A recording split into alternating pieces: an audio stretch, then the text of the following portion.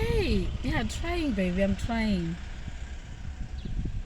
Hello? Hello? Let me call back. Kuno network manje. It's a problem. Kuno to network zisingate. Senzeni, guess what? Ndikunyepera kuntora mawords. Unzani problem one. Yeah. Unoda kundofona achitara tumwe mawords turi deep. Ndokulanda ndizvo Senzeni. Ndokulanda just come here. Saka enzwa zvikurumidza ndifo call back. Saka anzi I'm craving for some Chinese. Saka uziva wanyako kuda kuti googlisa every time. Saka chicheka kuti craving zviri kurewei. Craving data telephone.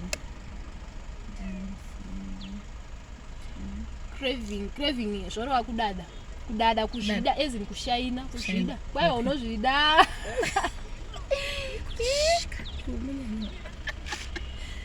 Hello? And baby unowanza. What were you saying? Ndandakunzwa actually is because of the network. Kunonetsa network. Ndandakunzwa kuti you were saying kuti you are craving for kuti ndinodada.